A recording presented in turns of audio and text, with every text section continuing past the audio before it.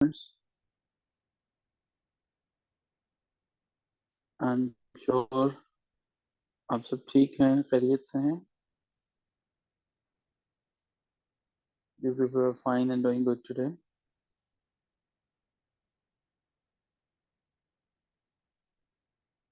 और हम जो है वो आज के सेशन की तरफ बढ़ते हैं। आज हमारा जो टॉपिक ऑफ डिस्कशन है वो है जी, वतन अजीज की फॉरेन पॉलिसी। क्या होती है ये फॉरेन पॉलिसी? क्या मतलब है फॉरेन पॉलिसी का? फॉरेन पॉलिसी किसी भी कंट्री की जब बनाई जाती है, कौन सी ऐसी प्रॉब्लम्स हैं जो उस कंट्री को जिसका सामना करना पड़ता है? फॉरेन पॉलिसी होती क्या है? पाकिस्तान की फॉरेन पॉलिसी कौन सी है? क्या करेंगे, किस तरह से देखेंगे? इन तमाम चीजों को, तमाम के तमाम क्वेश्चंस को आज जो है वो हम ये देखेंगे। हमारे पास जो है फॉरेन पॉलिसी, अगर इंतहाई सादा लफ्जों में बात करें कि व्हाट इज फॉरेन पॉलिसी, तो फॉरेन पॉलिसी का मतलब ये है कि जब भी कोई कंट्री किसी दूसरी कंट्री के साथ कोई भी रिलेशनशिप, कोई भी कनेक्शन को डेवलप करती है, तो वो फॉरेन पॉलिसी की कैटेगरी में आता है। पाकिस्तान एक आज़ाद रियासत है, एक सॉवरेन स्टेट है। सॉवरेनिटी का मतलब ये है कि इस मुल्क की अपनी हाकमियत आला है, तो इसको अपनी मर्जी से किसी भी दूसरे मुल्क के साथ किसी भी किस्म का मुआहदा करने के लिए, किसी भी किस्म की बात करने के लिए किसी थर्ड पर्सन की जरूरत नहीं है। सो फॉरेन पॉलिसी हमारे पास जो है वो उन एंडियोवर्स का नाम है जो कि इंडिपेंडेंट स्टेट्स जो है वो जिन पे इम्बार्क अपॉन करती हैं, और उससे जो है वो उनके रिलेशनशिप दूसरों के साथ बेहतर होता है।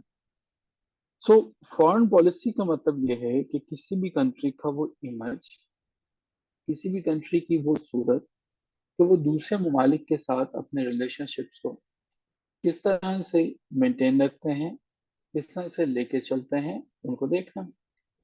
जी वालेकुम अस्सलाम डॉक्टर साहब। आज ये चांद कहाँ से निकला है? तो हमारे पास ये कहलाती है जी फॉरेन पॉलिसी। फॉरेन पॉलिसी हमारे पास ये भी मतलब है कि स्टेट को चलाने के लिए, जो स्टेट क्राफ्ट को हमें चलाने के लिए जो एक्सटर्नल एस्पेक्ट्स हैं उनको देखना। एक मुल्क का, आज़ाद मुल्क का दूसरे मुल्क के साथ किस तरह से ताल्लुक होगा, वो फॉरेन पॉलिसी। मिसाल के तौर पर ये कोई मुल्क दूसरे के ऊपर अटैक नहीं कर सकता, क्योंकि उनकी फॉरेन पॉलिसी के अंदर ये मेंशन है कि भाई हम अपनी हदूद के अंदर किसी को दाखिल नहीं होने देंगे। आपकी फॉरेन पॉलिसी का तयन करते हैं आपके पॉलिटिकल फ्रेंड्स, उनका बिहेवियर।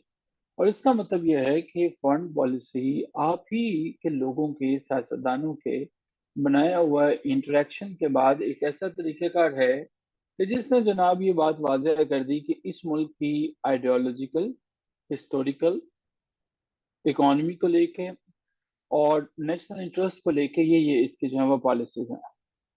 तो आइडियोलॉजी हमारे पास, historical analysis, economy, national interest, ये सारे के सारे मिलके बनाते हैं फॉरेन पॉलिसी।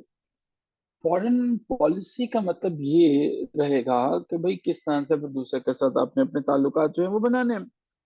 पाकिस्तान जो है, चूंकि पाकिस्तान, इसकी लोकेशन जो है वो इस तरह से है कि यहाँ पे हमारे पास जो है ये वेस्ट जो है वो हमारे पास एशिया, और हमारे पास जो है वो सेंट्रल एशिया भी शामिल। सेंट्रल एशिया और वेस्ट एशिया दोनों में फॉल करता है पाकिस्तान। हमारे पास पाकिस्तान है, इसकी अपनी जो है वो कल्चरल लिंकेज हैं, कल्चरल के साथ साथ आइडियोलॉजिकल ओरिएंटलिज्म है। पाकिस्तान जो है वो जब से पैदा हुआ है तब से हम देखते हैं कि इंडिया इसके साथ है, बाकी सारे के सारे ममालिक इसके साथ हैं। तो भाई फॉरेन पॉलिसी का मतलब ये है कि किसी मुल्क ने ये डिसाइड करना है कि मेरे ताल्लुकात दूसरों के साथ कैसे रहेंगे। इसका मतलब ये है कि मुल्क के अंदर रहने वाले बशिंदे जो हैं, जो लोग हैं, वो खुद से तो ये चीज नहीं कर सकेंगे। इसमें कुछ ना कुछ फैक्टर्स भी होंगे जो कि इसके अंदर इम्पोर्टेंट रोल अदा करते हैं। अब वो फैक्टर्स कौन कौन से हो सकते हैं? किसी भी मुल्क का, किसी भी कंट्री की आइडियोलॉजी। पाकिस्तान इस्लामिक मुल्क है, तो इस्लामिक आइडियोलॉजी, उसके अगेंस्ट नहीं जा सकते। रिच कल्चरल हेरिटेज है कि जनाब कल्चर कैसे कैसे प्रमोट करेंगे, कल्चर कैसे कैसे आगे बढ़ेगा। इस मुल्क की लोकेशन क्या है, इस कंट्री को कौन कौन सपोर्ट करेगा, कैसे कैसे सपोर्ट करेगा।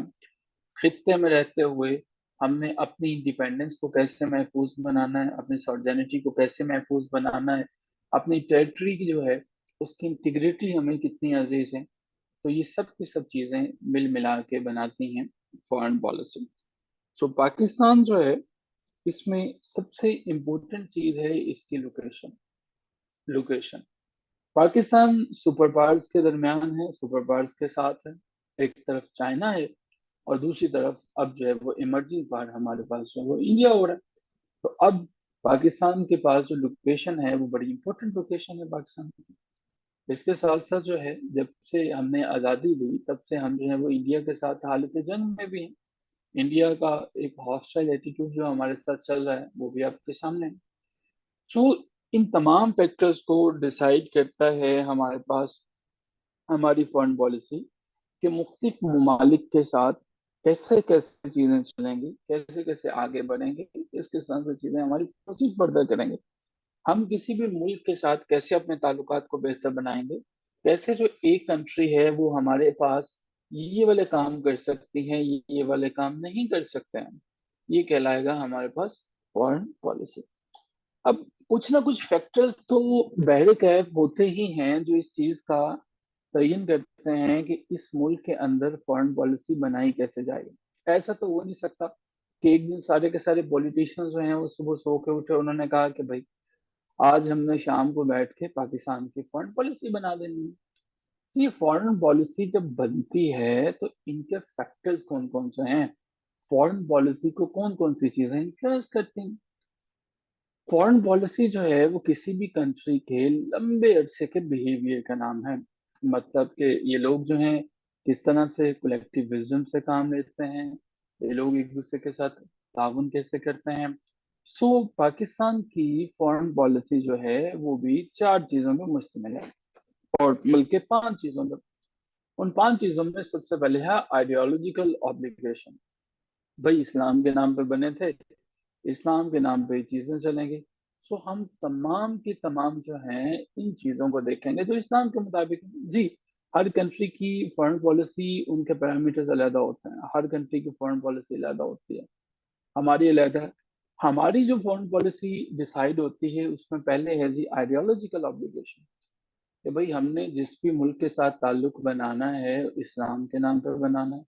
क्यों भाई, आपके पासपोर्ट पे लिखा हुआ है सबसे बड़ा करके कि इसराइल के अलावा जो है आपका किसी भी, ये पूरी दुनिया के तमाम ममालिक के साथ जो है वो वैलिड है। इसराइल के साथ क्या मसला है, क्या आपका कोई बॉर्डर उसके साथ शेयर है? उसने पाकिस्तान का पानी बंद कर दिया, क्यों? क्यों हुआ? कौन सी वाली जो है वो कौन सी ऑब्लिगेशन है जिसकी वजह से हमने उसके साथ ये किया? क्या है जिसकी वजह से हमने कहा? क्या इसराइल के साथ कश्मीर का मसला तो नहीं है? So what is the reason? The reason is ideological obligation.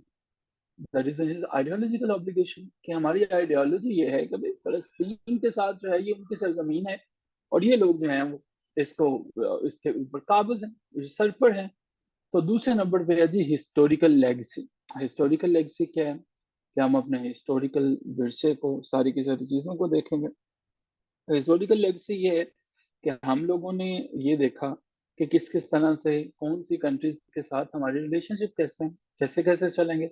हम हिस्ट्री को देखेंगे, पहले क्या आगे चल के डिटेल से डिस्कस करते हैं। फिर फॉरेन पॉलिसी को डिसाइड करता है किसी भी कंट्री का ज्योग्राफिकल लोकेशन। भाई इस मुल्क की लोकेशन क्या है? पाकिस्तान जो है वो एक तरफ इंडिया है, एक तरफ चाइना है। इंडिया जो है वो दिन रात जो है वो पाकिस्तान के ऊपर अटैक करने की कोशिशें करता रहता है। तो इस मुल्क की फॉरेन पॉलिसी तो बनेगी ना कि मैंने एटम बम बनाना है, और मैं एटम बम बनाने के बाद सबसे पहले चलाऊंगा भी। तो क्या है, इंडिया जो है वो धड़ाधड़ जो है वो तरक्की करता चला जा रहा है, लेकिन हमने अपनी फॉरेन पॉलिसी को वहीं पे रखा। तो फिर हमारे पास फॉरेन पॉलिसी को बड़ा जो झटका लगता है 420 वोल्ट का, वो लगता है जी इंडियन थ्रेट। इंडिया कभी पानी बंद कर देता है, इंडिया कभी जो है वो कहता है कि मैंने वाटर ट्रीटी जो थी 1960 वाली उसको मैंने तोड़ देना है। इंडिया कभी जो है वो कहता है मैं अब तुम पाकिस्तान को पूरी दुनिया में अलहदा कर देना, अकेला कर देना। तो इंडियन थ्रेट भी वेरी कैफी। फिर इसके बाद जो है वो हमारे पास आ जाती है इकोनॉमी। किसी भी मुल्क की जो है वो इकोनॉमिक कंपल्शन है वो कौन कौन सी हैं? तो जिस मुल्क का इकोनॉमी में हाथ कितना अच्छा है, कितना खुला है, कितना तंग है। आपके पास अच्छे खासे पैसे हैं, आपके दोस्त और होंगे। आपके पास पैसे नहीं है, आपके दोस्त कुछ और होंगे। जो अमीर तरीन लोग हैं उनके दोस्त कुछ और होते हैं। जो गरीब लोग हैं उनके दोस्त कुछ और होते हैं। तो भाई आपकी इकोनॉमी डिसाइड करेगी कि कौन से मुल्क के साथ किस तरह से ताल्लुकात रखने हैं। ठीक है। अब आपका प्रेसिडेंट जो है, ये प्राइम मिनिस्टर जो है वो बनता है, तो जो बाइडेन अमेरिका कॉल भी नहीं करता थे मुबारक को। लेकिन जो इंडिया के अंदर है उनका जो है वो जो भी कुछ भी हो जाए, भागम भाग उन्हें कॉल कर लेते हैं।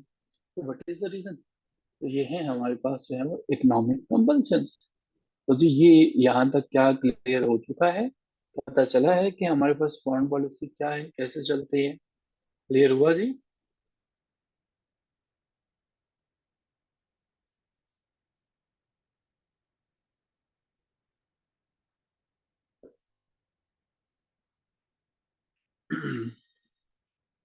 अब जी आइडियोलॉजिकल ऑब्लिगेशन जो पहला पॉइंट है, अब इन पॉइंट्स को सबको वन बाय वन हम डिस्कस करेंगे।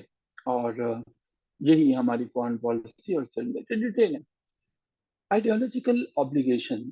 आइडियोलॉजिकल ऑब्लिगेशन का मतलब यह है कि पाकिस्तान एक आइडियोलॉजी की बेस पे बना था, एक मुल्क ऐसा था जिसे बनाया गया था, एक मुस्लिम कंट्री है। तो भाई दो वजह हैं इसको मुस्लिम कंट्री बनाने की। एक तो भाई अब तो 95% के करीब इसमें रहते हैं मुसलमान जो है, 97% के करीब। दूसरा, सब कॉन्टिनेंट में मुसलमानों को ये लगता था कि भाई हमारे साथ तो बड़ी ज्यादती हो रही है। तो अगर हम लोग ये चाहते हैं कि हम अपना हमारा घर हो, अपनी तमाम की तमाम चीजें हैं, तो हम लोग तो अपने मुल्क में अपनी चीजों के साथ ही चलेंगे। Prime minister of Pakistan Nawabzada Liaquat Ali Khan ने एक दफा कहा था कि भाई देखो, हर मुल्क की फॉरेन पॉलिसी होती है। हम लोग पाकिस्तान इसलिए हासिल नहीं किया कि दुनिया के नक्शे पर एक नया मुल्क जो है वो और बना दें, बल्कि भी हमारा मकसद तो ये रहा कि मुसलमान जो हैं वो एक ऐसी टेरिटरी, एक ऐसी जगह को हासिल कर सकें जहां पे वो इस्लामिक आइडियोलॉजी को लगा सकें। तो भाई इसका मतलब ये है कि पाकिस्तान बनने का जो सबसे बड़ा मुहरक था, वो इस नवाबजादा लियाकत अली खान के मुताबिक वो ये था कि हमने तो बनाया है इस्लाम के लिए। तो हमारी फॉरेन पॉलिसी ये है कि भाई हम मुसलमान हैं और हम सबको यही कहेंगे कि हम मुस्लिम कंट्री हैं, हमारी रियासत का एक मजहब है और वो इस्लाम है। तो ये पहली जो है वो बड़ी वजह है। यही वजह है कि जब हमारी आइडियोलॉजी, हमने ये फिर अनाउंस कर दिया कि जनाब अब हम जो हैं वो हमारी फॉरेन पॉलिसी ये होगी कि हम इस्लाम को और इस्लामिक कंट्रीज को, इस्लाम को प्रमोट करेंगे और इस्लामिक कंट्रीज को सपोर्ट करेंगे। फिर हमारे पास जो है वो दुनिया में जितनी जंगें होती हैं, रशो टर्किश वार है, एंग्लो अफगान वार है, अभी यहाँ पे मिडिल ईस्ट क्राइसिस जो है वो ये सारे का सारा जो चल रहा है, फलस्तीन इसराइल इशू, हम इसीलिए तो फलस्तीन को सपोर्ट करते हैं कि भाई हम भी मुसलमान हैं और मुसलमान जो हैं वो एक फर्टेनिटी की तरह है। ठीक है। तो एक ब्रदरहुड है। तो इसलिए हम चलते हैं। इसीलिए तो आपने देखा कि जब बड़े सगीर पाक हिंद में जो खिलाफत थी, ठीक है, खिलाफत बचाओ मूवमेंट जो थी, रिस्टोरेशन ऑफ खिलाफत, वो मूवमेंट चलती है। तो ये कहलाती है जनाब हमारे पास आइडियोलॉजिकल ऑब्लिगेशन। आइडियोलॉजिकल ऑब्लिगेशन का मतलब ये है कि भाई हम मुस्लिम कंट्रीज जो है वो उनके पास पास चले जाएंगे, उनके करीब करीब हो जाएंगे, और हम कोशिश ये करेंगे कि उनके साथ अच्छा ताउन रखें। यही वजह है कि हम हमेशा से कोशिश करते हैं, अफगानिस्तान को अपना भाई कहते हैं, ईरान ने हमें सबसे पहले कबूल किया। तो ये है हमारे पास आइडियोलॉजिकल ऑब्लिगेशन। तो पहली बात तो ये बन गई कि आइडियोलॉजिकल ऑब्लिगेशन का हमें पता चल गया कि एक चीज जो सबसे पहले आएगी फॉरेन पॉलिसी बनाने में वो है आपकी आइडियोलॉजिकल ऑब्लिगेशन। देखो भाई, अगर रियासत कहे कि मेरा कोई मजहब ही नहीं है, इसका मतलब है कि आपको इस्लामिक ममालिक नहीं, आपको गैर मुस्लिम ममालिक आपके लिए सब बराबर हैं। जैसे इंडिया ने ऐलान किया हुआ है कि मेरा, मैं सेक्युलर स्टेट हूँ और उनके मुताबिक उनका कोई मजहब नहीं है। हालांकि कहने को वो सेक्युलर नहीं है, वो हिंदुत्व को प्रमोट करते हैं, आरएसएस को प्रमोट करते हैं, लेकिन फिर भी बैलिकफ एक जो डॉक्यूमेंटेड चीज है उसमें वो खुद को सेक्युलर लिखते हैं। नेक्स्ट हमारे पास आ जाता है जी दूसरा फैक्टर, वो है हिस्टोरिकल लेगेसी। हिस्टोरिकल लेगेसी, दोनों पाकिस्तान और इंडिया जो है ये जब बनते हैं, वजूद में आते हैं, तो इनका एक ऑब्जेक्टिव था। ऑब्जेक्टिव क्या था कि दोनों की दोनों कंट्रीज ने ये सोचा था कि भाई हम लोग जो है वो अपने अपने तरीके से अपने अपने मुल्क को चलाएंगे। ये उस जमाने की बात है जबकि रशियन जो है वो अपने आप को एक्सपैंड कर रहा था। रशिया चाह रहा था कि भाई मैं अपने आप को ओपन करूं, अपने आप को मजीद खोलूं, मुख्तलिफ इलाकों को फतह करने की कोशिश करूं। उन्हीं जमानों में जो है वो चाइनीज भी यहाँ पे मौजूद थे, और चाइनीज भी अपने आप को स्ट्रेंथन करने की कोशिश कर रहे थे। दूसरी है थी हिस्टोरिकल लेगेसी।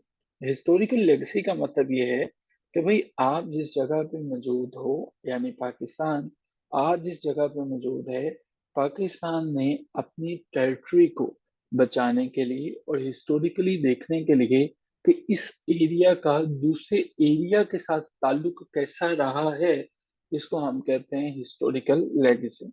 मतलब एक मिसाल से समझाने की कोशिश करते हैं।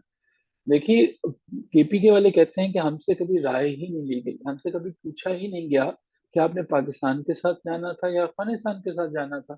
हमें तो सिर्फ ऑप्शन ये दिए गए थे कि पाकिस्तान है और दूसरे नंबर पे इंडिया है, हम तो इधर जाना चाहते थे, अफगानिस्तान के साथ जो है। इसको कहते हैं हिस्टोरिकल लेगेसी। अब हमें ये पता चल चुका है कि केपीके के अंदर जो है क्या होगा कि कुछ लोग, कुछ शरपसंद अनासर ऐसे रहेंगे जो कि पाकिस्तान को जो है वो तोड़ेंगे और कोशिश करेंगे कि अफगानिस्तान के साथ मिलाएं। अब हमें ये हिस्टोरिकल लेगेसी ये बात बताती है, ठीक है। हिस्टोरिकल लेगेसी ये बात बताती है कि यहाँ पे हिस्टोरिकली इस तरह से चीजें थी। तब आप अपनी फॉरेन पॉलिसी में इस कंट्री के साथ जब ताल्लुकात एस्टेब्लिश करेंगे तो आप क्लियर कर लें कि भाई आपने जो है वो पाकिस्तान के इंटरनल मैटर्स में अब जो है वो इंटरफेयर नहीं करना। हालांकि अब दोबारा से आप देखते हो कि अफगानिस्तान कितना जो है वो इंटरफेयर करता है। तीसरी बड़ी वजह, तीसरी इंपॉर्टेंट चीज जो है वो जियोग्राफिकल लोकेशन है। जियोग्राफिकल लोकेशन जो है, जिस जगह पे आपकी कंट्री अभी लोकेटेड होती है, ये जगह जो है इसकी लोकेशन क्या है, इस कंट्री की जो है वो साइज क्या है, शेप क्या है, क्लाइमेट क्या है, टोपोग्राफी क्या है, ये सारी की सारी चीजें जो है वो मिलकर बनाती हैं आपकी फॉरेन पॉलिसी का तीसरा एलिमेंट, जिसे हम जियोग्राफिकल लोकेशंस कहते हैं। जियोग्राफिकल लोकेशंस का क्या मतलब है? कभी इस कंट्री में जिस जगह पे आज ये वाकया है, इस कंट्री की लोकेशन क्या है, दुनिया के लिए कितनी अहम है। अब पाकिस्तान अमेरिका के लिए, पूरी दुनिया के लिए बहुत इंपॉर्टेंट था जब वॉर ऑन टेरर थी, जब हमें अफगानिस्तान में जंग लड़नी थी। तो यहाँ से जो है वो नेटो सप्लाई जाया करती थी, नेटो फोर्सेस यहाँ से गुजरा करती थी, हमने उनको शमसी एयरबेस दे रखा था, ठीक है। तो ये सारे के सारे काम जो है वो चल रहे थे। तो इसका मतलब है कि तब हमारी लोकेशन जो है वो बड़ी जबरदस्त होगी, तब हमारी लोकेशन बड़ी अच्छी हो गई थी। तो ये हमारे पास जो है वो जनाब मौजूद है हमारी फॉरेन पॉलिसी का तीसरा बड़ा जो है वो फैक्टर। पहला आइडियोलॉजिकल, दूसरा हिस्टोरिकल, तीसरा जियोग्राफिकल, चौथे नंबर पे हमारे पास आ जाता है नंबर 4 पे इंडियन थ्रेट्स।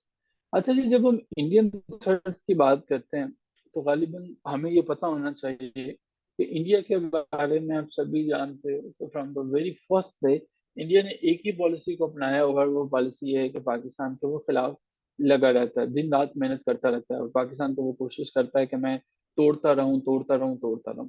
अब पाकिस्तान ने भी ये प्लान किया हुआ है कि भाई मेरी जो भी पॉलिसी होगी, और तो और हमने चार जंगें भी उनसे लड़ी हैं, 1948, 65, 71, 1999। अब हम लोगों ने ये सोचा हुआ है कि भाई अगर ये वाली बातें हैं तो अब की दफा हमने जो है वो अपनी फॉरेन पॉलिसी को ऐसे डिजाइन करना है कि हम जो है वो इंडिया का जो फैक्टर है, इंडियन फैक्टर को कंटेन करें। यानी इंडिया ने अगर कभी पाकिस्तान के ऊपर सबसे पहले अटैक करने की कोशिश की, तो हमने अपने न्यूक्लियर वेपन्स को सबसे पहले यूज करना है। तो इसे कहते हैं first use policy. First use policy हमारी है जी, फर्स्ट यूज पॉलिसी, जिसका मतलब ये है कि अगर कभी जंग छिड़ गई, जंग लग गई, तो पाकिस्तान ने ये ऐलान कहा हुआ है कि भाई अगर मुझे अटैक करना पड़ा, मेरे किसी भी सिटी पे अटैक हुआ, तो मैं जरा भी ताखीर नहीं करूंगा न्यूक्लियर वेपन्स और न्यूक्लियर मिसाइल जो है वो लॉन्च करने पर। जबकि इंडिया की जो पॉलिसी है वो है सेकंड यूज पॉलिसी। वो चाहे तो कभी भी इसे चेंज कर सकते हैं, लेकिन सेकंड यूज पॉलिसी, ये सेकंड यूज पॉलिसी कंट्रीज तब देती हैं ताकि दुनिया को दिखाने के लिए कि मैंने सिर्फ हिफाजत के लिए बना रखा है, मैं किसी पे अटैक करने का इरादा नहीं रखता हूँ। उसकी ये सेकंड यूज पॉलिसी, इसका मतलब यह है कि अगर मुझ पे किसी कौम ने, किसी कंट्री ने पहले न्यूक्लियर वेपन किया, अटैक किया, तो फिर मैं जो है वो जवाब में रिटेलिएट करूंगा, फिर मैं न्यूक्लियर वेपन्स के साथ जाऊंगा। वरना मैं न्यूक्लियर वेपन्स नहीं करूंगा। जबकि पाकिस्तान की पॉलिसी ये है कि अगर मुझ पे अटैक हुआ किसी भी किस्म का, तो मैं न्यूक्लियर वेपन्स को यूज करने से जरा भी गुरेज नहीं करूंगा। ठीक है जी। तो ये हमारे पास जो है वो इंडियन फैक्टर है। इंडियन फैक्टर जो है बड़ा हैवी है। बचपन से आप लोगों को पढ़ाया जाता है, थोड़ी सी मुतालिया पाकिस्तान आज मूवी पढ़ लें दोबारा से, कि इंडिया जो है वो हमसे 10 टाइम जो है वो ताकतवर है, उसकी मिलिट्री भी हमसे सुपीरियर है। ठीक है। बचपन में तो आप समझते थे कि पाकिस्तान की आर्मी दुनिया की सबसे बेहतरीन और सबसे ताकतवर आर्मी है, लेकिन इंडिया हमसे कहीं कई हिस्से ज्यादा ताकतवर है, और उसको बनता भी है। इंडिया आबादी के लिहाज से जो है वो हमसे बड़ा है, टेक्नोलॉजी में हमसे बड़ा है। वहाँ पे मुख्तलिफ जो हैं वो टेक्नोलॉजीज हैं वहाँ पे। जब लोग ज्यादा होंगे तो टैलेंट भी ज्यादा होगा। और इंडिया जो है वो अब तो हर फील्ड में ही बहुत आगे है, तो उनकी मिलिट्री स्ट्रेंथ भी हमसे बहुत बहुत आगे हैं। तो बेसिक है। अब हमें अपने जो फैक्टर्स हैं वो ये भी एक रखना पड़ता है कि हमारी फॉरेन पॉलिसी में, कि हम जो दूसरे लोगों के साथ ताल्लुकात रखते हैं, तो इंडिया को हम खास तौर पर ध्यान में रखते हैं। पाकिस्तान जब ये इंडिया के साथ अपनी पॉलिसी बनाता है, तो पाकिस्तान ने कोशिश की कि मैं इसको डिफेंसिव मूड के अंदर लेके जाऊं, जिसका मतलब ये है कि पाकिस्तान ने, आपने देखा कि अभिनंदन हमारे पास आया लेकिन हमने उसे वापस कर दिया। हमने कहा कि हम जो है वो as a gesture of goodwill जो है वो गुडविल हम इसे वापस कर रहे हैं। लेकिन आपको पता है कि जेस्चर ऑफ गुडविल जो वो नहीं था, वो ये था कि हम लोग जो है वो जंग अफोर्ड ही नहीं कर सकते थे। हम लोग लड़ ही नहीं सकते थे, हमारी आर्मी लड़ना चाहती भी नहीं थी, और दूसरे हमारे पास वसाइल भी नहीं थे।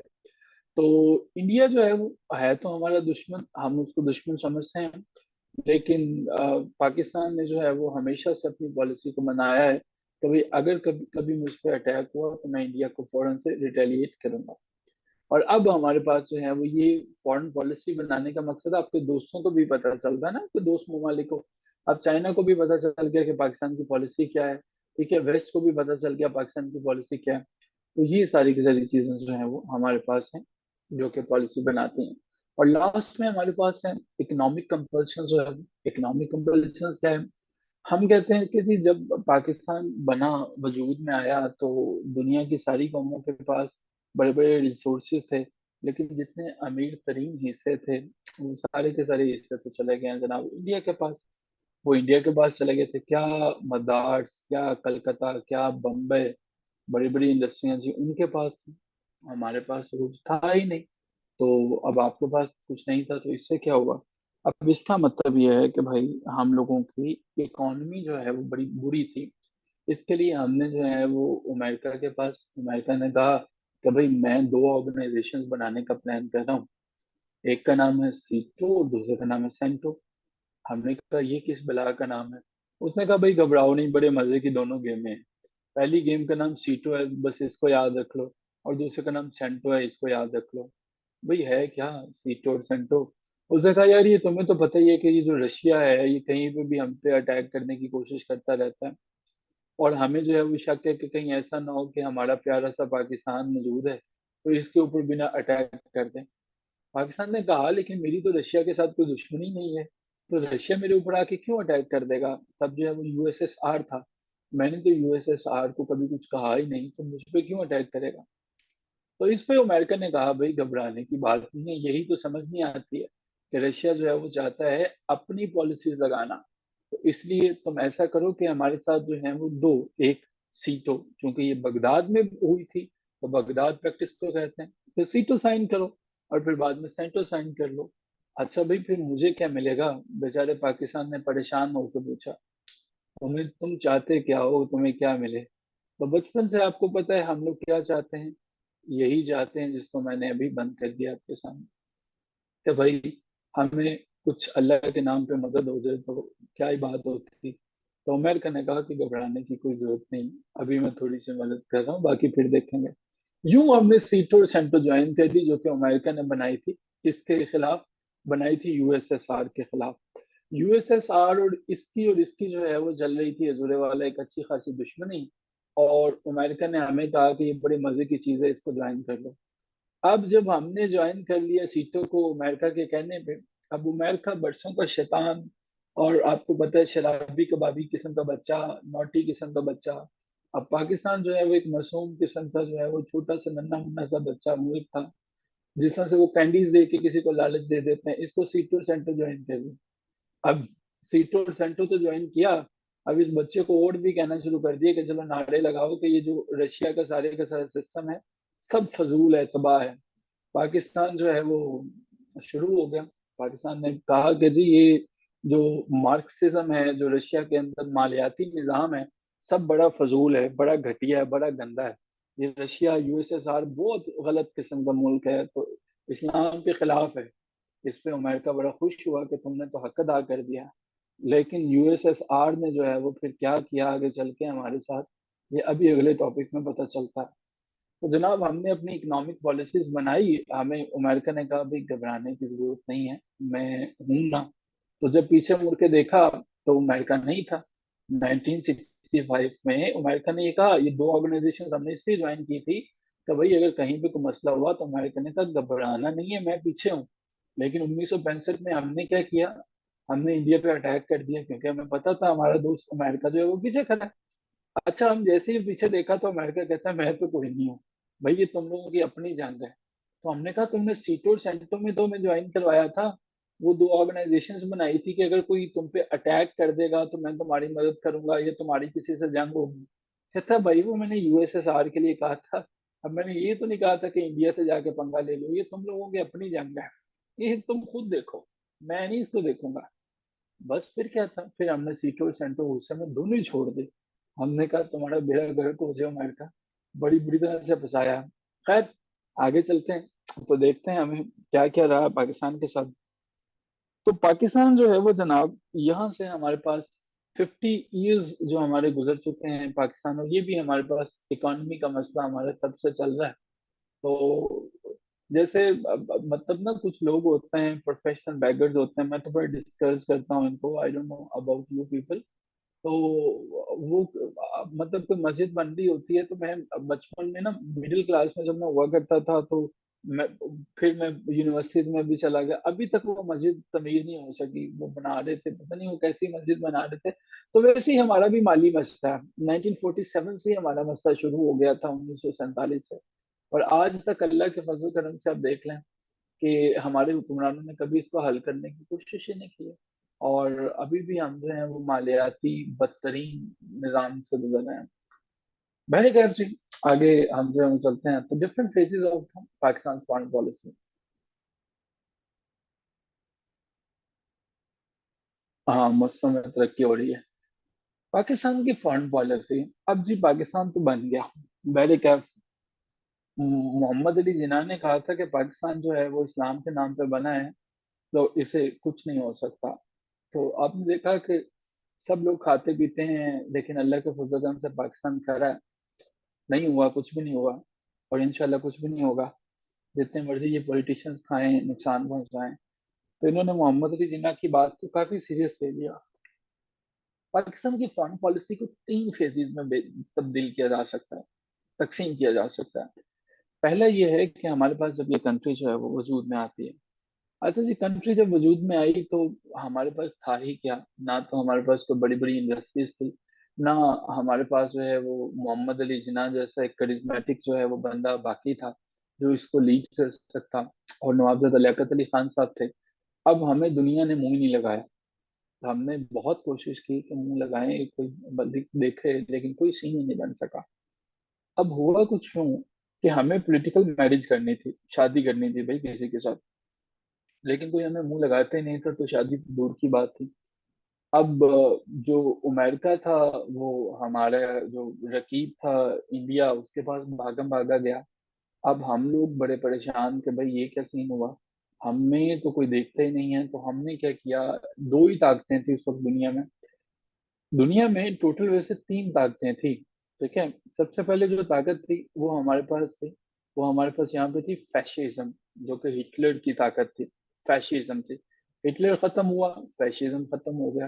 फिर दूसरी ताकत थी इकोनॉमी, जो है वो, जैसे हम जो है वो इकोनॉमी की ताकत है, बल्कि इसे मार्क्सिज्म कह लेते हैं, मार्क्सिस्ट, ठीक है। और फिर थी कैपिटलिस्ट। मार्क्सिज्म क्या थी, जो कि रशिया फॉलो करता है, और कैपिटलिज्म जो कि यूएसए फॉलो करता है। अब मार्क्सिज्म और कैपिटलिज्म यानी कि रशिया और यूएसए की आपस में जंग चलती है। जंग कौन सी, इकोनॉमी को लेकर जंग चलती है। ये कहता है कि सरमायादाराना निजाम बेहतर है। सरमायादाराना निजाम का क्या मतलब है, तो भाई जिसके पास जितना पैसा है वो अपना पैसा लगाए और काम चलता चला जाए।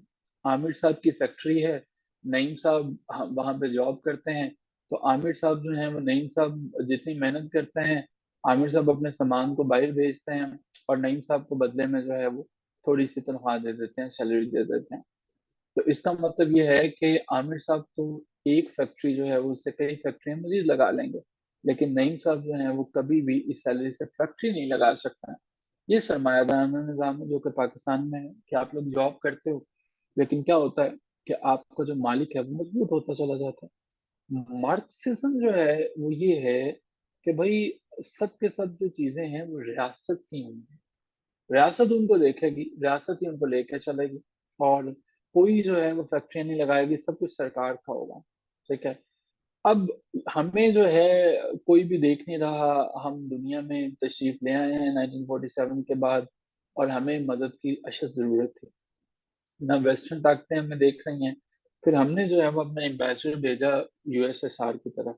हमने कहा कि कुछ इधर भी नजर कदम कीजिए, हम भी मौजूद हैं।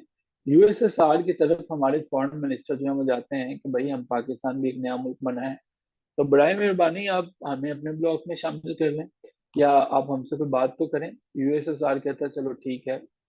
यूएसएसआर जो है वो इसके उन दिनों जो है जो प्रेसिडेंट थे, उन्होंने क्या किया, एक लेटर भेजा पाकिस्तान के नवाबजादा लियाकत अली खान को। इतनी देर में जो है वो खबर पहुंच गई यूएसए को कि भाई पाकिस्तान जो है उसको तो लेटर पहुंच चुका है यूएसएसआर से। तो यूएसए ने भी हमें इनवाइट कर दिया कि भाई आप जो है चक्कर लगाएं जरा नवाबजादा लियाकत अली खान को, कि वाशिंगटन आपका मुंतजिर है, वाशिंगटन आपका मुंतजिर है, आप जरा तशरीफ लेके आइए और वहाँ यहाँ पे पहले अपना विजिट करें। तो हमने कहा यूएसएसआर को कि अच्छा भाई, हमें तो आ गया बुलावा वहां से, तो तुम्हारे लेटर के लिए माजरत अगर हमने तुम्हारा दिल तोड़ा हो, लेकिन सच्ची मोहब्बत तो मुझे यूएसए से है, मैं तो उधर ही जाऊंगा। तो इस तरह से हमने यूएसएसआर को ठुकराया और हम चले गए यूएसए की तरफ। तो हमारी पॉलिटिकल मैरिज तय पाई थी यूएसए के साथ, हमने वहां पे चले गए। यूएसएसआर को गुस्सा तो बड़ा आया, लेकिन चले, उसने कहा ठीक है चलता है तो चलते हैं। अब उसके साथ हमने जाते ही शुरू किया कि हम आ गए हैं अल्लाह के फजल करम से आपके पास, अब हमें जरा कोई मदद भी दी जाए। तो वहां से हमने मांगने का सिलसिला शुरू किया। अब वहां से जब हमने मांगने का सिलसिला शुरू किया तो यूएसए ने सोचा कि मेरे ये किस काम आ सकता है। फिर उसने कहा चलो भाई तुम सीटो और सेंटो को तो जरा साइन करो। ये क्या है, भाई ये सिक्योरिटी को मजबूत बनाना है, पाकिस्तान को बताया गया कि तुम्हारी सिक्योरिटी मजबूत हो। उसने कहा भाई मुझे तो मसला ही कोई नहीं है यार, तुम मेरी सिक्योरिटी किससे। अच्छा भाई ये इंडिया के साथ तुम्हारा मसला है, और दुनिया में बड़ी ताकतें ऐसी उभर रही हैं जो कि मसाइल पैदा कर रही हैं, तो लिहाजा ये आप अच्छा है कि इसको ज्वाइन करें। खैर हमने ज्वाइन किया। उसके बाद पाकिस्तान जो है वो चाह रहा था इस्लामिक यूनिटी को प्रमोट करना, सारी की सारी चीजों को आगे लेके चलना, लेकिन हमने जो है एक चीज खैर रिकवर कर ली, यूएसए के साथ हमने पॉलिटिकल मैरिज तो कर ली, लेकिन हम जो है वो इकोनॉमी हमारी बेहतर हो गई। इकोनॉमी हमारी 1960 में इतनी बेहतर हो गई कि एशियन टाइगर के नाम से हम लोग जाने जाने लगे। 1960 में पाकिस्तान की इकोनॉमी जो है वो पूरी दुनिया रश की निगाहों से देखती थी कि ये मुल्क कितना तेजी से तरक्की कर रहा है। अयूब खान का जमाना था बेसिकली, और अयूब खान जो है वो लिबरल बंदा था। लिबरल बंदे से मुराद ये था कि अयूब खान की मर्जी थी कि पाकिस्तान को मैंने अपलिफ्ट करना है, आईएमएफ से और दूसरी तीसरी जो है वो ऑर्गेनाइजेशन से बंदे मंगवाए, इकोनॉमी को देखा और इकोनॉमी को ठीक ठाक जो है वो फिक्स करने की कोशिश करता रहा। और ये वही बंदा था कि जिसने पाकिस्तान को जो है वो सिंध ताश मादा यानी कि इंडस वाटर ट्रीटी साइन करके दी थी, और आज तक वो कायम है। और उसके बाद जो है वो कोई और ट्रीटी साइन नहीं हो सकी। अब यहाँ पे सीन हमारे पास ये बनता है कि जनाब, हम चले जाते हैं, करीब हो जाते हैं यूएसए के, लेकिन यूएसएसआर जो है उसके साथ हमारी पड़ जाती है दुश्मनी। ठीक है, उसके साथ अच्छी खासी दुश्मनी हो जाती है। भाई दुश्मनी तो हमारे कौन सा वो जो है, हमने उसको कौन सा डिस्टर्ब कर दिया था, लेकिन दुश्मनी शुरू हो जाती है। यूएसएसआर को पहले गुस्सा तो ये था कि अगर आना नहीं था तो मुझे लव लेटर क्यों भेज दिया पहले। फिर इवन उसने अपने गुस्से का ठीक ठाक इजहार किया यूएसएसआर ने। उसने जो है वो कश्मीर इशू पे ठीक ठाक हार्डन हो गया। उसने इंडिया को कहा कि भाई घबराना नहीं है, मैं तुम्हारे साथ हूँ, देख लेंगे ये पाकिस्तान को। यूएसएसआर ने जो है वो, पाकिस्तान ने जैसे मेंबरशिप ली सीटों की और सेंटों की, तो यूएसएसआर जो है वो, इवन कि यूएसएसआर का जो प्रेसिडेंट था, रशियन प्रेसिडेंट जो है वो निकिता, वो पहुंचता है इंडिया। ये बंदे का नाम है, फीमेल नहीं है निकिता जो है वो। तो निकिता जो है वो पहुंचता है श्रीनगर में, और जाके क्या ऐलान करता है, जरा अपनी आंखों से पढ़िए जरा। और वहां पे जाके वो ये ऐलान करता है, Kashmir to be the integral part of India. तो भाई कश्मीर तो तुम्हारा हिस्सा है, हम देखते हैं कि कौन जो है वो तुम्हें तंग करता है। फिर निकिता वहां से निकलता है और पाकिस्तान के खिलाफ जो है वो जाता है काबुल के अंदर। और काबुल में जाके पता क्या कहता है, कि भाई ये जो तुम लोगों ने एक इरादा बनाया हुआ है ना पख्तूनिस्तान का, ग्रेटर पख्तूनिस्तान का, परेशान नहीं होना, यूएसएसआर तुम्हारे साथ है। यूएसएसआर अपने वक्त की सुपर पावर था, अभी भी इतनी बड़ी पावर है। तो यूएसएसआर ने कहा कि चलो बेफिक्र हो जाओ। अब जहां जहां पे जरूरत पड़ती थी इंडिया को वीटो करने के लिए, तो यूएसएसआर के साथ था। इंडिया का प्राइम मिनिस्टर था नेहरू, बहुत काबिल, बहुत तेज और बड़ा शातिर किस्म का बंदा था। उसने तमाम की तमाम चीजें जो पाकिस्तान के खिलाफ थी उनको यूटिलाइज किया। तो अब यहाँ से जो है वो हमारी, पाकिस्तान के जो है, पाकिस्तान के नवाबजादा लियाकत अली खान थे ना, पाकिस्तान के तो नवाबजादा लियाकत अली खान थे। 1951 तक जो है वो विजिट कर किया उन्होंने अमेरिका का। अब जी, हमें जो है इंडिया जो है उसने टफ टाइम दिया, और अब की दफा हम लोग जो है वो सीट और सेंटर लेके बैठ गए। तो हमें तो इन ऑर्गेनाइजेशन ने ठीक ठाक जो है वो टफ टाइम दिया। अब की दफा पाकिस्तान जो है हमने फिर सोचा कि भाई कुछ करने की जरूरत है। आपको तो पता ही है, हम उन ममालिक में से हैं कि जिनको आज़ादी के बाद 1955 तक जो है वो हम अपना आइन नहीं बना सका था। तकरीबन 8-9 साल तक हमारे पास आइन नहीं बना था, तो फॉरेन पॉलिसी हमने खास जो है अपडेट करनी थी। फिर हमारी फॉरेन पॉलिसी में तब्दीली आती है 2011-12 तक। तब तक जो है वो यूएसएसआर हमें अपना दुश्मनी समझता रहा।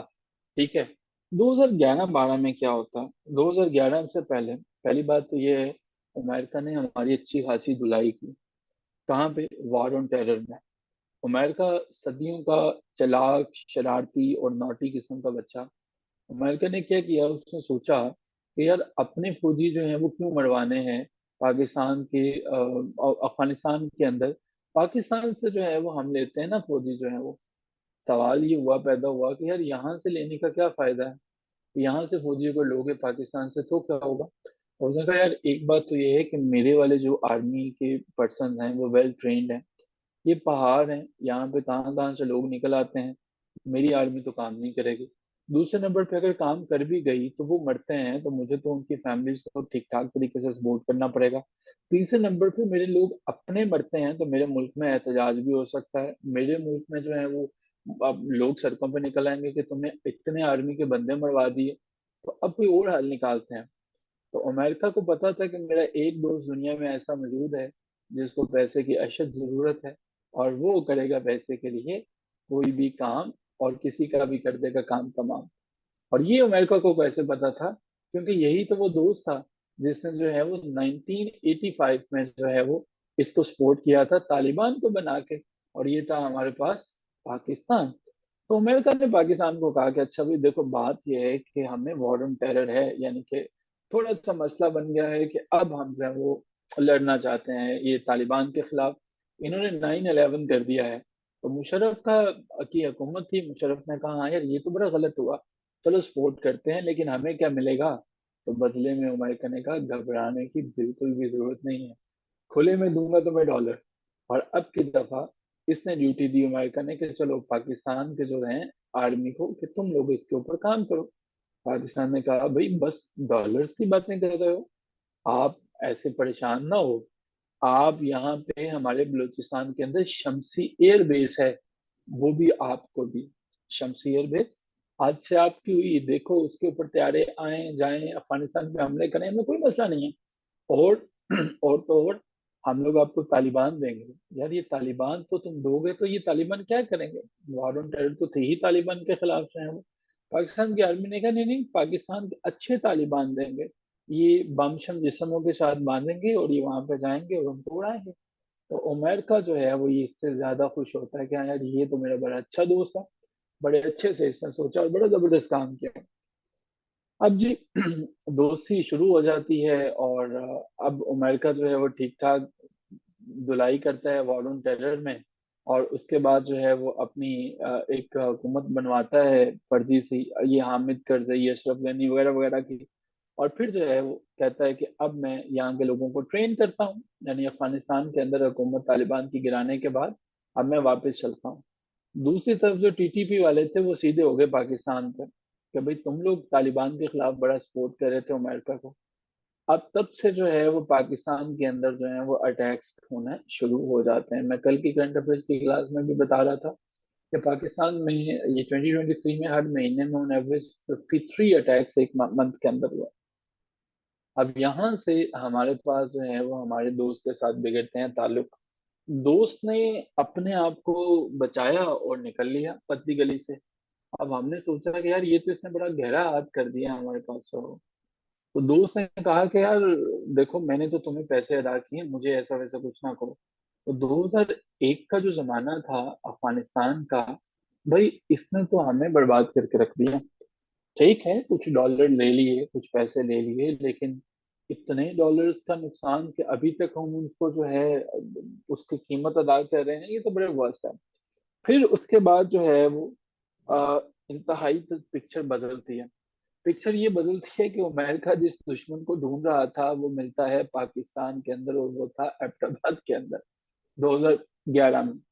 अब अमेरिका कहता है भाई ये क्या बात हुई पाकिस्तान, हम तो तुम्हें बड़ा अच्छा सा बच्चा समझते थे, ये इसका मतलब है कि तुम्हें पता था और तुमने हमें जानबूझ के नहीं बताया।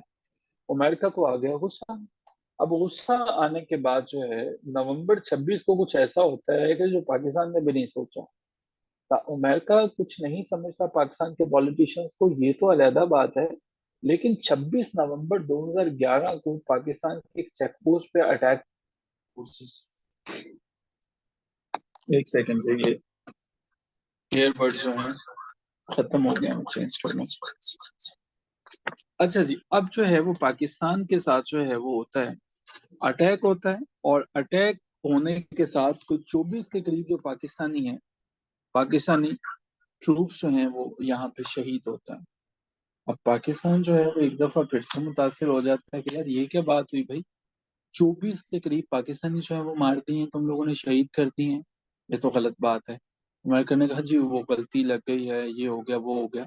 पहले तो उन्होंने गलती मानने के लिए तैयार ही नहीं थे। उन्होंने कहा कि भाई देखो हम लोग जो हैं वो इस चीज के लिए विलिंग ही नहीं है कि हम लोग तुमसे अपॉलोजी करें। ठीक है तुम्हारे 24 फौजी थे मर गए, क्या हो गए यार, बताओ यार डॉलर शॉलर कितने चाहिए इनको एडजस्ट कर लेते हैं। हम माफी शाफी वाला कोई सीन नहीं है कि हम माफी मांगेंगे, ये वाले सीन छोड़ दो। तो फिर क्या होगा? अब जी होगा क्या? होगा ये कि जनाब आपने जो है वो हमारे जो है वो फौजी शहीद कर दिए हैं। पाकिस्तान ने कहा कि अब जनाब ये शमसी एयरबेस खाली कर दूं, अब की दफा प्लीज आप अपना बोरिया बिस्तर समेटें और आप यहाँ से चले जाएं। ये आपने बहुत गलत किया है कि आपने जो है वो हमारे साथ हमारे जो आर्म्ड पर्सनल हैं उन्हें मार रहे हैं, उन्हें शहीद कर रहे हैं। तो आपको भी पता है पाकिस्तान में कौन ऐसी बातें कहता है और कौन ऐसा करता है। तो खैर पाकिस्तान जो है वो उसने कहा। अब अमेरिका के साथ ही हमारे पास हमारे ताल्लुकात हो चुके हैं खराब।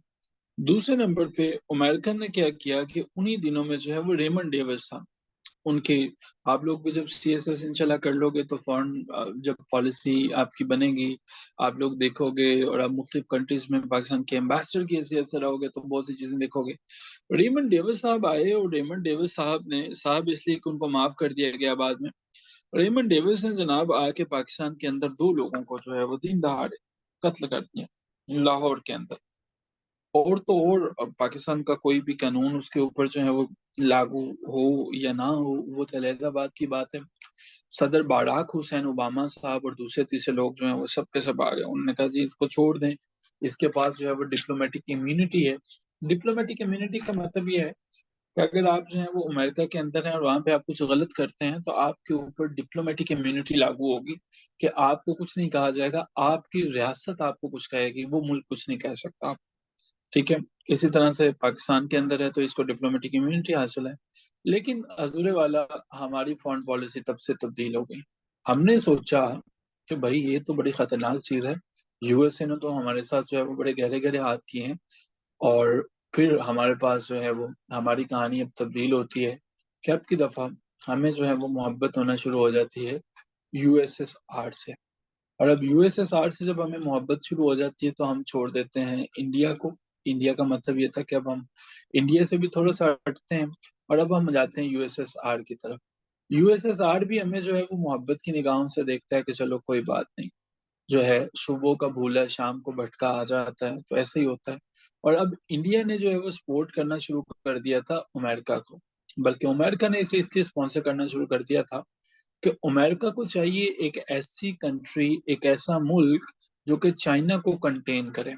चाइना को क्यों कंटेन करना भाई, चाइना अपना काम कर रहा है, तो चाइना को क्यों कंटेन करना अमेरिका के लिए जरूरी है? क्योंकि अमेरिका है दुनिया का ताकतवर तरीन चौधरी मुल्क। सो अमेरिका नहीं चाहता कि मेरे बराबर कोई भी आए, तो अगर चाइना आएगा तो मसला तो होगा। तो अब चाइना की वो कंटेन करने की ड्यूटी लगा दी इंडिया की, कि भाई तुम जो है वो इसको कंटेन करने की कोशिश करो। अब चाइना ने सोचा कि चलो और तो कुछ नहीं तो हमारे पास पाकिस्तान तो है, तो चाइना ने जो है वो सपोर्ट करना शुरू कर दिया पाकिस्तान को। और चाइना की अच्छी दोस्ती थी USSR के साथ। तो अब हमारे पास जो है वो एक नया ब्लॉक बनता चला जा रहा है, चाइना, पाकिस्तान और USSR। USA, इंडिया और बाकी तो कंट्रीज, ब्रिटेन जो है, कनाडा जो है, वो तो सब USA के वैसे ही बच्चे हैं। तो अब ये वाली जो है वो सिचुएशन होना शुरू हो गई। USSR के साथ ताल्लुकात अच्छे होने शुरू हुए, उन्होंने कराची स्टील मिल्स में ताउन किया हमारे साथ, बाकी चीजों में हमें स्पॉन्सर किया। तो अब ये जो है वो सारी की सारी वो कहानी है जिसको देखते हैं तो हमारे पास बनती है हमारी फॉरेन पॉलिसी। हमने अपनी फॉरेन पॉलिसी 11-12 के अंदर फिर तब्दील की, लेकिन इन फॉरेन पॉलिसी को हजूरे वाला कुछ चैलेंजेस का सामना भी करना पड़ता है। अब वो चैलेंजेस क्या हैं वो हम देखेंगे अगली क्लास में। तब तक आप जो है वो ये इन 10 पेजेस को पढ़ेंगे और नेक्स्ट क्लास में फिर हम जो है वो फॉरेन पॉलिसी को देखेंगे और कंक्लूड करेंगे। यहाँ तक कोई क्वेश्चन है आपका तो बताइए। एनी क्वेश्चन सो फार? कोई आपका क्वेश्चन है तो बताएं, पूछा जा सकता है। Otherwise that's all from my side. तो हम फिर जो हैं वो चलते हैं और अगली क्लास में मुलाकात होती है, वहां पे हम डिस्कस करेंगे जो करंट अफेयर्स को। उससे पहले जिनकी पंजाबी है उन्हें देखेंगे। तो स्टे ब्लेसी, इसको देखिए ज़रा और कोशिश करें कि इसको रिविजिट करें, रिवाइज करें। सर क्या USSR अमेरिका पे फिर से हमला क्यों नहीं करता? देखिए दोनों ताकतें हैं, USSR कभी अमेरिका पे हमला नहीं करेगा, अमेरिका एक इंतहाई ताकतवर मुल्क है और नेटो जो है वो फोर्सेस में शामिल है। ठीक है, अमेरिका जो है उस पे हमला करने का मतलब यह है कि आप बहुत से ममालिक पे हमला कर रहे हैं और USSR जो है वो अकेला इतना बर्डन अब नहीं बर्दाश्त कर सकता। ठीक है, लेकिन वो कंटेन तो करना चाहता है, लेकिन ऑब्वियसली अमेरिका भी एक बड़ी पावर है और USSR से ज्यादा बड़ी है, तो उसने जो है वो USSR को तोड़ा। ठीक है, रिलेशंस जो हैं वो इसी टॉपिक में आएंगे जी, रिलेशंस भी इसी टॉपिक में आएंगे। चलिए, स्टे ब्लेस, खुदा हाफिज।